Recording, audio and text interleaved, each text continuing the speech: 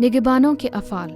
مقامی کلیسیاؤں کے رہنماؤں کو اجر اور تحفظ مہیا کرنے کے لیے مناسب حکمرانی اور مناسب نظم و ضبط کا مظاہرہ کرنا چاہیے تھا۔ میں ذکریہ امیر ہوں۔ ہمارے پاس اس اصول میں بہت مرکزی الفاظ ہیں اور وہ مناسب حکمرانی کرنے کے تعلق سے ہیں۔ یہ بہت اہم ہے جو کہ ان سامعین کو ظاہر کرتے ہیں جو پولس کے ذہن میں چل رہے تھے۔ مناسب اجر اس مرکزی جملہ میں ایک دوسرا لفظ اس اصول میں تحفظ ہے، لیکن ہمارے پاس اس کی ایک خطرناک سائڈ بھی موجود ہے، مناسب منظم ہونا۔ اس لیے ہم وہ سب دیکھنے جا رہے ہیں جو پہلے تیموتھیوس کے اس متن میں ملتا ہے، اور ہمارے پاس اس کی بات جاری رہتی ہے کیونکہ اس سے پہلے پولس پاسبانی اجر کے بارے میں بات کریں وہ بیواؤں کے بارے میں بات کر چکا تھا جو واقعی حاجت مند تھیں۔ میرے خیال میں اولڈ کنگ جیمز ورژن میں ان بیواؤں کی جو واقعی بیوہ ہیں عزت کر، اس کا مطلب ہے کہ ضرورت مندوں کی ضرورت پوری کرنا، اور یہ اس وقت ان کی ثقافتی صورتحال کا حصہ تھا، اور بے شک اس میں بہت سے انعامات اور مالی مدد شامل ہے۔ لیکن یہاں پر ہمارے پاس اجر کا تصور موجود ہے۔ میں اس کو پاسبانی اجر کہتا ہوں کیونکہ اس کے بارے میں پولس بات کرتا ہے۔ وہ کہتا ہے جو بزرگ اچھا انتظام کرتے ہیں، خاص کر وہ جو کلام سنانے اور تعلیم دینے میں محنت کرتے ہیں، دو چند عزت کے لائق سمجھے جائیں۔ اب جب وہ اچھے قائدین کی بات کرتا ہے تو وہ ان کے بارے میں بات کرتا ہے جو واقعی سخت محنت کرتے ہیں اور اپنی خدمت میں پختگی سے کام کرتے ہیں، اور اس کے نتیجے میں ان کو احتیاط کی ضرورت ہوتی ہے۔ اب ہم کو سب روحانی پیشواؤں کا احترام کرنا ہے۔ بے شک ہمیں ان قائدین کی عزت و احترام کرنی ہے جو ہماری رہنمائی اور بہتری چاہتے ہیں، خصوصاً وہ لوگ جو پاسبانی خدمت میں ہیں۔ مثال کے طور پر پولس تسلونیکیوں کو لکھتا ہے، اور غور کریں اس نے کیا کہا، میں اس سے عزت و احترام کہتا ہوں۔ پولس نے تسلونیکیوں کو لکھا کہ جو تم میں محنت کرتے اور خداوند میں تمہارے پیشوا ہیں اور تم کو نصیحت کرتے ہیں، انہیں مانو اور ان کے کام کے سبب سے محبت کے ساتھ ان کی بڑی عزت کرو، آپس میں میل ملاپ رکھو۔ اب بنیادی طور پر پولس رسول کہہ رہا ہے کہ ہمیں ان تمام روحانی پیشواؤں کا احترام کرنا ہے جو ہمارے ایمان میں بڑھنے میں مدد کرتے ہیں، لیکن پہلے تیموتھیوس میں پولس رسول کہتا ہے کہ ان سب کے لیے خاص ذمہ داریاں جو حقیقت میں سخت محنت کرتے ہیں۔ میں اس کو مختصر کرتا ہوں۔ میرے خیال میں پولس رسول کہہ رہا ہے پاسبان اور چرواہے جن کے بارے میں وہ بات کرتا ہے جو کلام کی تیاری میں اور لوگوں کی گلابانی میں کافی وقت لگاتے ہیں، جو کہ بہت وقت لے سکتا ہے، ان کو مالی معاملات میں بہت محتاط رہنا چاہیے۔ یہ عام طور پر مادی لحاظ سے دنیا کی بعض ثقافتوں میں انڈوں، گوشت اور کپڑوں کو شامل کیا جاتا ہے، اور دراصل ہمارے ہی دیہاتی ثقافتوں کے حصوں میں لوگ اپنے روحانی قائدین کو کپڑے اور مادی املاک مہیا کرتے ہیں، لیکن بہت سی دوسری ثقافتوں میں ان کی دیکھ بھال کے لیے مالی مدد شامل ہوتی ہے۔ ہمارے میزوں پر کھانے رکھے جاتے ہیں اور یہ عام سی بات کہی جاتی ہے۔ نگہبانوں کو جنہوں نے اپنا سارا وقت وقف کرتے ہیں اور اپنے مال کو اپنی ساری طاقت سے تحفظ میں لینا چاہیے۔ دراصل پولس رسول مزید کہتا ہے یہ روحانی ذمہ داری ہے۔ غور کریں باب 5 اور 18 آیت میں، کیونکہ کتاب مقدس یہ کہتی ہے کہ دائیں میں چلتے ہوئے بیل کا منہ نہ باندھنا اور مزدور اپنی مزدوری کا حقدار ہے۔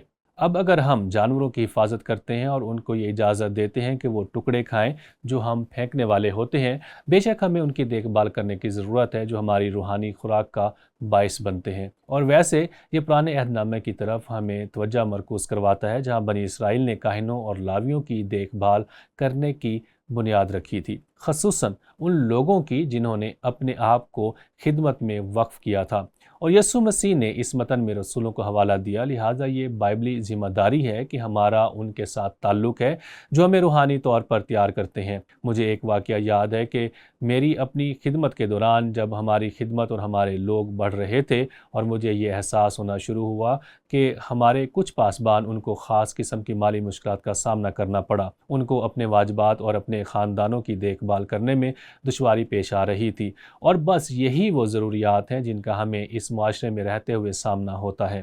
اس لیے میں نے ایلڈروں کے پاس گیا اور کہا بھائیو، آپ جانتے ہیں کہ ہمیں اس بات کو تسلیم کرنا ہے اور اپنے لوگوں کی دیکھ بھال کرنی ہے کیونکہ وہ ہمارے خادموں کے ساتھ بہت وفادار ہیں، اور اس لیے ان سب نے اتفاق کیا، اور اس لیے ہم نے کچھ لوگوں کا چناؤ کیا جو اس کمیٹی کا حصہ ہوں۔ وہ ہماری کلیسیا کے ایلڈر تو نہیں تھے مگر خدا پرست لوگ تھے، اور ہم نے کہا دیکھو ہمیں یہ بات بہت پسند آئے گی کہ اگر آپ ہمارے لیے کچھ کریں۔ یہاں پر ہمارا سارا پاسٹر سٹاف موجود ہے، یہاں پر ان سب کی ذمہ داریاں بھی موجود ہیں، یہاں پر ان کا تعلیمی معیار بھی موجود ہے، یہاں پر ان سب کے تجربات بھی موجود ہیں۔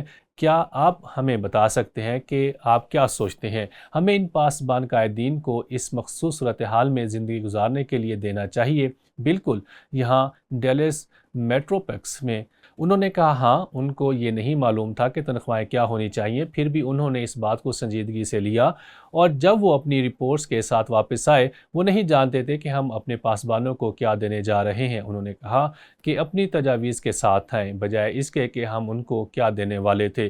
کچھ معاملات میں اس نمبر سے نمبر 2 گنا ہو جاتا جو ہم دے رہے تھے، اور اس لیے نتیجتاً ایلڈروں کو اس کا احساس ہوا۔ بہت خوب، ہم اپنی بائبلی ذمہ داریوں کے مطابق نہیں جی رہے، اور اب ہم وہ نہیں کر سکے۔ حقیقت میں جس بات کی ہم نے تجویز کی اس مقام تک پہنچنے میں تقریباً 3 سال کا عرصہ لگا۔ اس لیے بطور روحانی قائدین یہ ذمہ داری ہے کہ اپنے روحانی پیشواؤں کی مالی معاونت کریں تاکہ وہ بہت زندگی بسر کر سکیں، اس لیے وہ دینے کے قابل ہوں تاکہ وہ اس خاص ثقافت میں اپنے مستقبل کا منصوبہ بنا سکیں۔ اس لیے پولس یہاں افسس میں روحانی رہنماؤں کے ساتھ تعلق میں بہت عملی قدم پیش کرتا ہے۔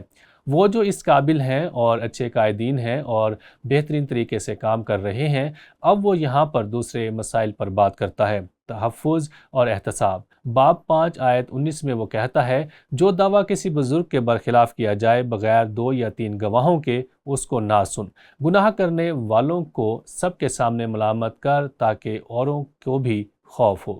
بہت خوب، تیموتھیوس کے کردار کے بارے میں سوچیں، اس بارے میں سوچیں کہ وہ ان جھوٹے استادوں کے ساتھ کیسے پیش آنے والا ہے۔ بے رحم افراد جو روحانی پیشواؤں کے طور پر ظاہر ہو رہے تھے، وہ تنقید جس کی زد میں وہ خود تیموتھیوس تھا، پولس کی تنقید کے بارے میں سوچئے۔ وہ وقت جب اسے یسوع کی خوشخبری سے وابستگی کی وجہ سے حقیقی طور پر سنگسار کیا گیا اور مارا گیا۔ ٹھیک یہی بات ایلڈروں اور پاسبانوں کے ساتھ بھی ہوئی جنہیں گلہ کی دیکھ بھال کے لیے مقرر کیا گیا تھا۔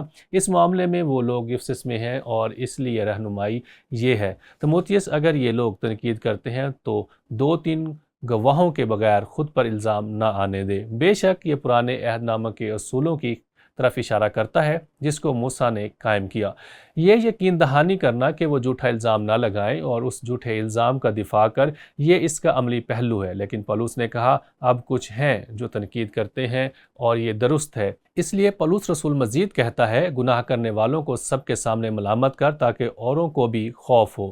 اور جب اس نے کہا ان کو اعلانیہ ملامت کر، حقیقت میں وہ نگہبانوں کے ساتھ بات کر رہا ہے۔ وہ یہ نہیں کہہ رہا ہے کہ ہر اس شخص کے سامنے جائیں جو مسیح ہونے کا دعویٰ کرتا ہے اور ان کو ملامت کرتا ہے، جب تک کہ یہ اتنا عام نہ ہو جتنا اسے ہونا چاہیے۔ ہر ایک کا تحفظ کر اور ہر ایک کو منظم کر۔ اور بے شک یہ اس کو بیان کرتا ہے جب پولس افسس میں بزرگوں سے ملا۔ یاد ہے جب وہ یروشلم کی راہ پر تھا ان کو ملا، اور یہ وہ بات ہے جو اس نے اعمال کی کتاب میں کہی۔ اس نے جو کچھ ہونے کو تھا اس کے بارے میں خبردار کیا۔ وہ کہتا ہے، اپنی اور اس سارے گلہ کی خبرداری کرو۔ سب کو سمجھ آئی، بطور گروپ ہم اپنے درمیان ذمہ دار ہیں۔ ہر ایک کا تحفظ کر اور ہر ایک کو منظم کر۔ اور بے شک یہ اس کو بیان کرتا ہے جب پولس افسس میں بزرگوں سے ملا۔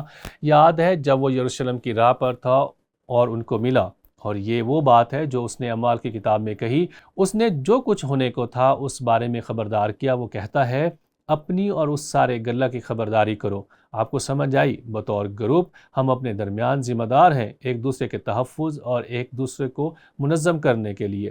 اپنی اور اس سارے گلہ کی خبرداری کرو جس کا روح القدس نے تمہیں نگہبان ٹھہرایا۔ اور وہ نگہبان کا لفظ استعمال کرتا ہے جس کو پولس رسول نے ایلڈروں کے ساتھ قابل مبادلہ کے طور پر استعمال کیا ہے، تاکہ خدا کی کلیسیا کی گلہ بانی کرو جسے اس نے خاص اپنے خون سے مول لیا۔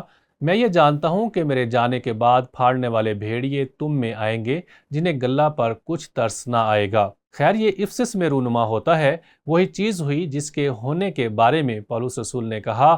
اس لیے پولس نے تیموتھیوس کو وہاں چھوڑا، اور پولس رسول نے اس کی پیشن گوئی کی کہ یہ ہوگا، اور خود تم میں سے ایسے آدمی اٹھیں گے جو الٹی باتیں کہیں گے تاکہ شاگردوں کو اپنی طرف کھینچ لیں۔ اور یاد رکھو کہ میں 3 برس تک رات دن آنسو بہا بہا کر ہر ایک کو سمجھانے سے باز نہ آیا۔ اس لیے آپ کو ایک دوسرے کے ساتھ تعلق جوڑنا ہے، ایک دوسرے کی فکر کرنی ہے، ایک دوسرے کی مدد کرنی ہے، ایک دوسرے کا تحفظ کرنا ہے اور انہیں منظم کرنا ہے تاکہ وہ مسیح میں پختہ ہوں اور آگے بڑھیں۔